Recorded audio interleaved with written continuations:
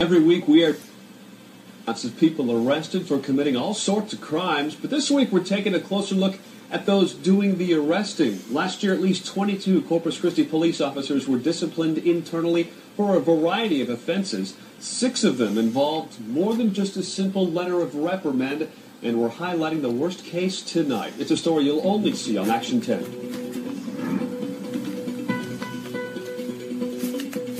Last May, 3 men arrived at the City Detention Center downtown in handcuffs. Cody Lewis, Ernest Mitchell, and Roderick Hornsby.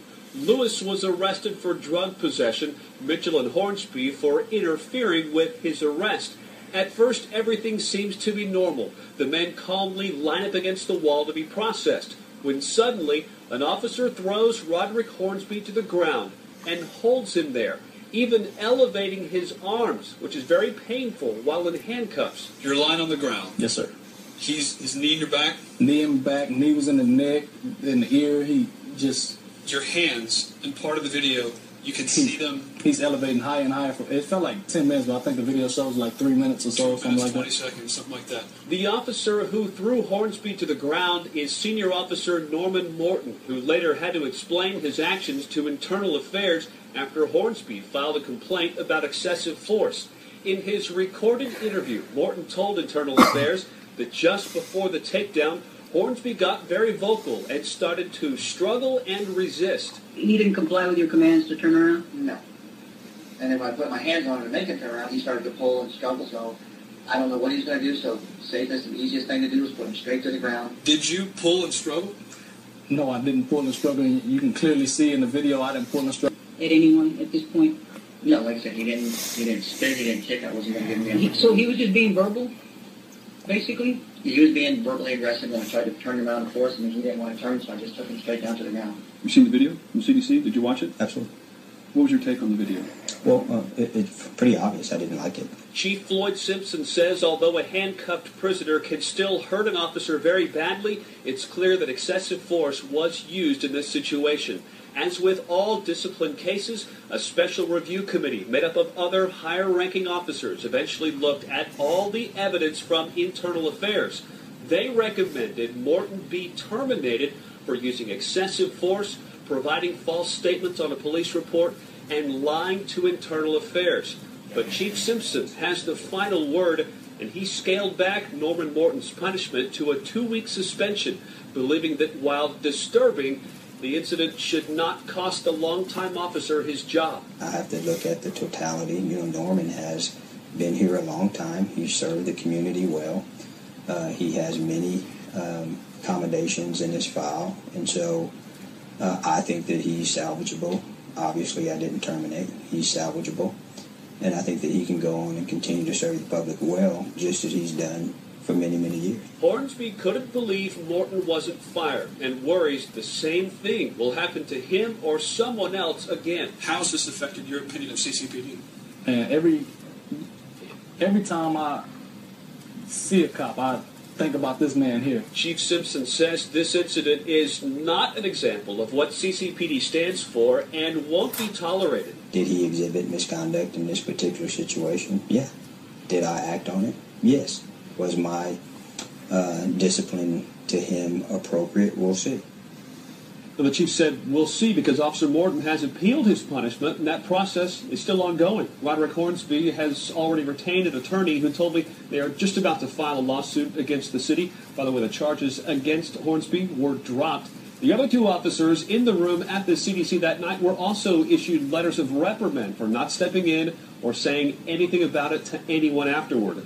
We were unable to find out what happened to the CDC employees who also did nothing.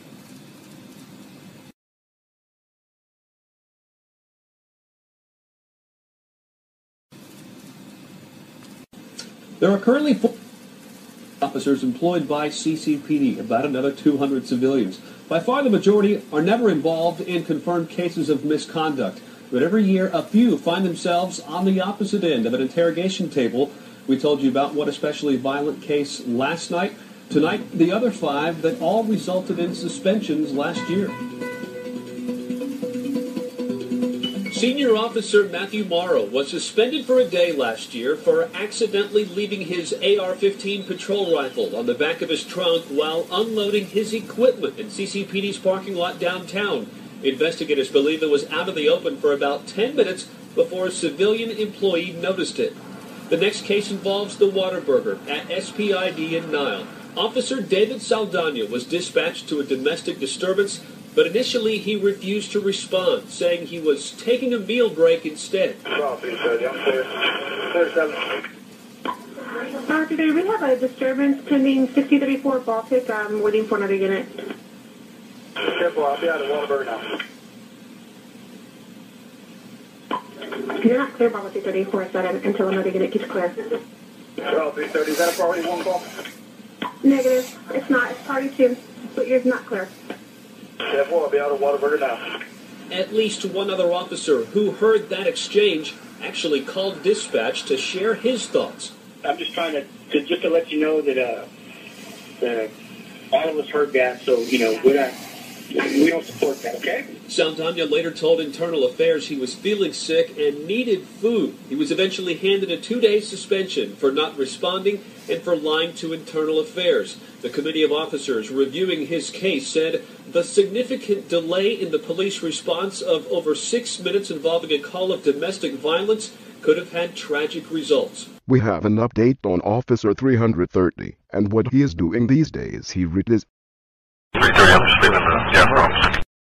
Another officer was suspended for a confrontation during a dodgeball tournament at Dewey's Beer Garden on Rodfield Road. Officer Eric Smith, who admitted to drinking for several hours, fought a man in the crowd, made a derogatory comment about police. That man told Internal Affairs that Smith grabbed him by his head and shoved his head into Officer Smith's crotch area and later slapped him across the face. Smith denied there was any physical contact, but said he was intoxicated and drove home afterward. For everything, he accepted a 2-day suspension and agreed to seek counseling. In June of last year, there was a hit and run here on Alameda near Robert. Photos from that night show a utility pole was snapped in two. AEP's damage was about $3,000. Officers at the scene found a license plate, traced it back to this heavily damaged truck parked at an apartment complex nearby. The truck belonged to Officer Robert Mayorga, Jr., who was nowhere to be found and didn't return phone calls until the next day. According to the Internal Affairs reports, Mayorga admitted to drinking in the hours leading up to the wreck, but did not admit to being intoxicated. Along with receiving 2 traffic citations, he also got a 2-day suspension. Finally, there is Senior Officer Jason Volkman, whose office is located at City Hall. A routine audit of department computers in October found 119 images of nearly naked women posing in bras, thongs, and bikinis. And while visiting one of those websites, his computer was infected with a virus that caused the state to consider taking away CCPD's access to critical state and national criminal databases. Volkman admitted to viewing the images and was very apologetic. He was suspended for 2 days. Police Chief Floyd Simpson believes that while officers should be held at a higher standard, in the end, his department isn't all that different than the rest of the community. And there's no complex organization, including yours, that escapes employees from exhibiting misconduct. We come from the public. We are the public. And 99% of the time, our people go out and they perform heroically. Police are supposed to be a higher standard. Unlike anybody else, from time to time, we have issues of misconduct that we have to deal with.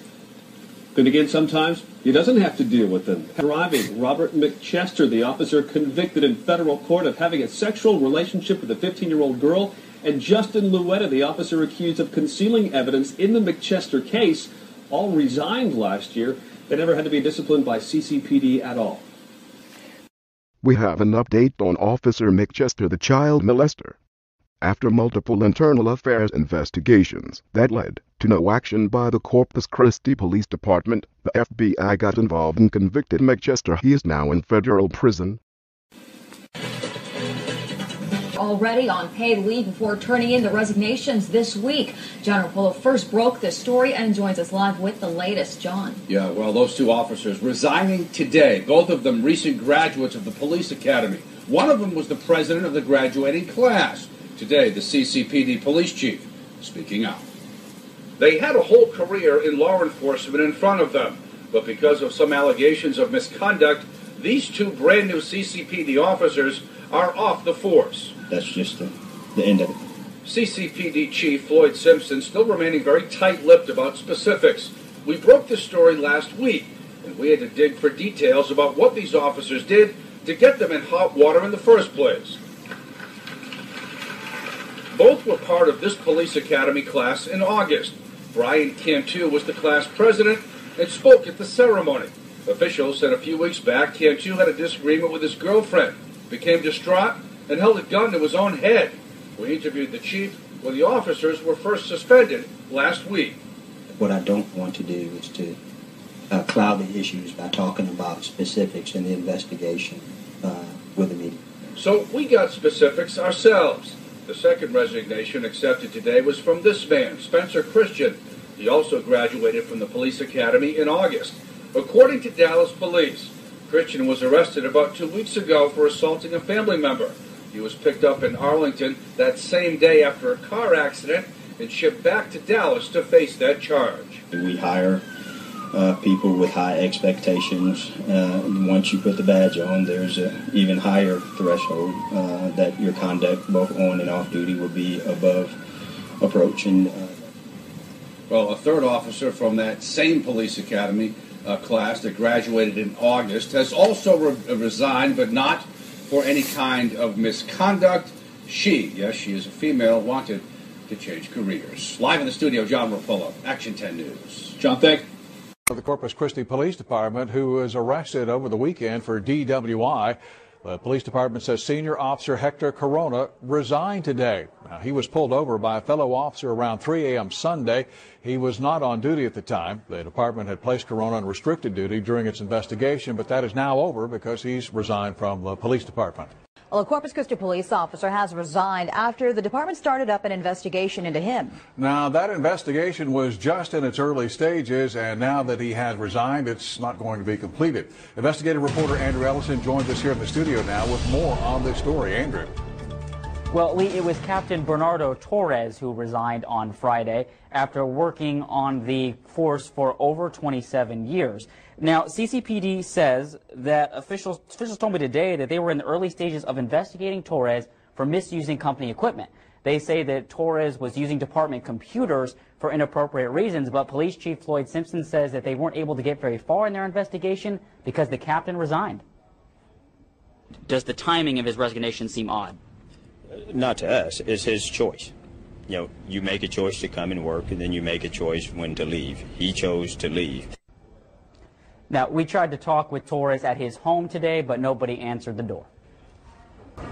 All faces there. Hi, everyone. Thanks so much for joining us tonight. I'm Katu Diarte. And I'm Joe Gazen. At the top, some bizarre behavior involving an assistant prosecutor in the district attorney's office. Police say he was found early this morning outside his apartment in the downtown area wearing only underwear and not willing to answer any questions. It actually took 4 Corpus Christi police officers to subdue Christopher Morel. Rudy Trevino is first at 6 with the story. Rudy? It is a bizarre incident, to say the least, but tonight no one has more questions about what happened to this young misdemeanor prosecutor who was said to be in his late 20s than his boss, District Attorney Mark Skirka. I don't know what it is. We haven't heard any information from the hospital or what the situation is. The incident happened sometime around 6:30 this morning, just outside the Limerick Apartments on Chaparral and Cooper's Alley. This is where Morel lives. According to a witness who did not want to appear on camera, it took 4 police officers to subdue Morel, telling us one officer had to place a knee on Morel's back to keep him on the ground. According to residents at Morel's apartment complex, they found his apartment door wide open. Morel's boss says the young prosecutor was not arrested and is not facing any charges. According to Skirka, the officers knew something was not right with Morel. Officers are trained to recognize situations for what they are, and if a person is a danger, could be a danger to themselves or others, they would seek medical treatment instead of putting them in the city detention center. And that's my understanding is what happened.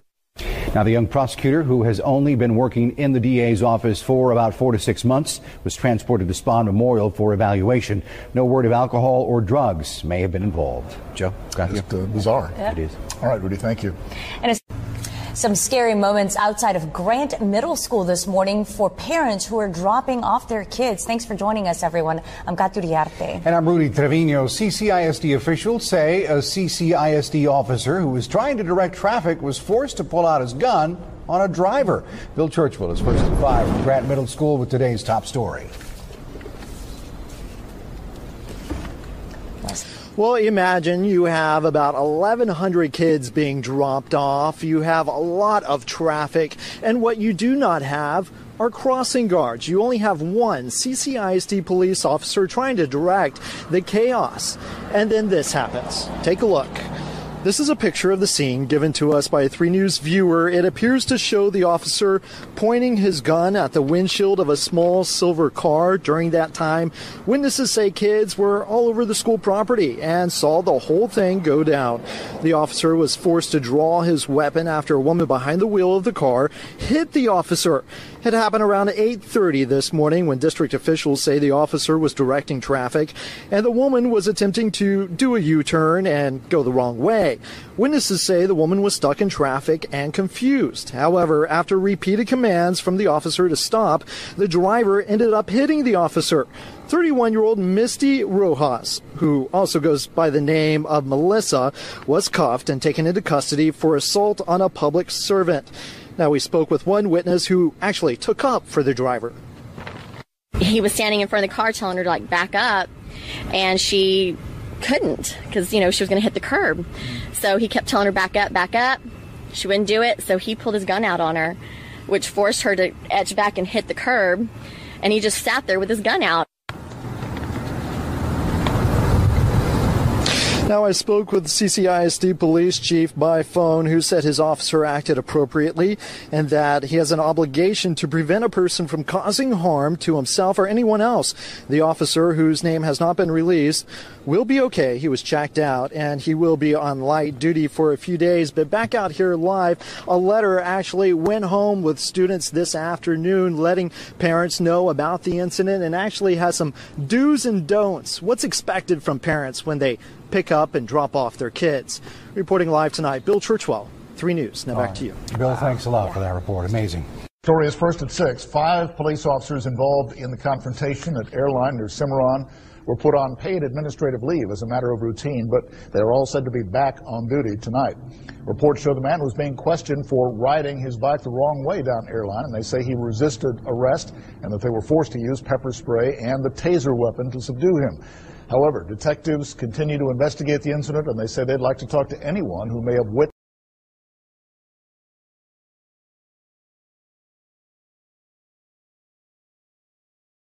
We have an update. The man that was tasered and pepper sprayed later died. We have an update. This is about the Corpus Christi Police Department and the use of taser. There have been multiple taser deaths on the hands of police. No police have lost their jobs. The victims are all dead. Corpus Christi police use excessive force yet again, and he ends up dead. Yes, another one dead after police abuse. Found unconscious in a cell last night. They say that he used his pants to hang himself. Our Janine Reyes spoke with jail officials and Toomey's attorney. She has more on what the attorney's concerns were in the days leading up to his death. Samuel Toomey's attorney could not confirm that his client had any psychological problems today. Attorney James Lawrence tells us his main concern was Toomey's well-being because of the bruising you see on his face from video shot Monday. Lawrence last met with his client Wednesday morning at the jail. He says he did not see Toomey's death coming, but jail staff confirms that after one day in their facility, a comment he made to the staff prompted the suicide watch, which means staff must check on him every half hour. It was mainly worded he didn't want to be here. He didn't like being here. Mr. Toomey was face down on his bunk, and he had taken his uniform pants and put them around the desk portion on the wall, and then secured them to his neck. Doctors at Spahn Memorial Hospital pronounced him dead at 12:19. And why did Toomey have pants and a shirt if he was on suicide watch? Also note when he was booked into the jail. When he arrived at the new Nueces County Jail, he has a green padded suicide suit on. Why was it removed?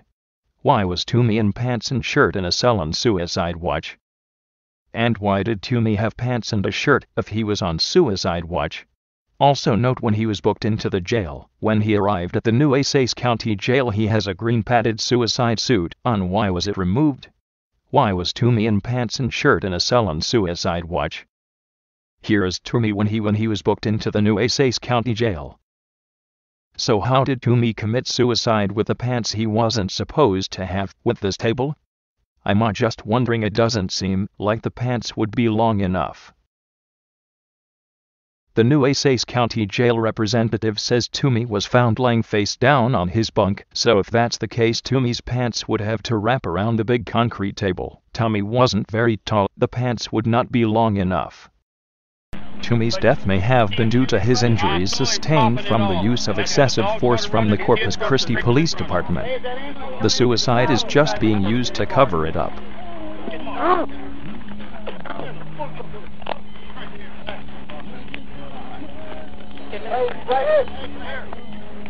Toomey's may have died from a broken neck or brain injuries. Hopefully an FBI autopsy will be performed to find out the real cause of death.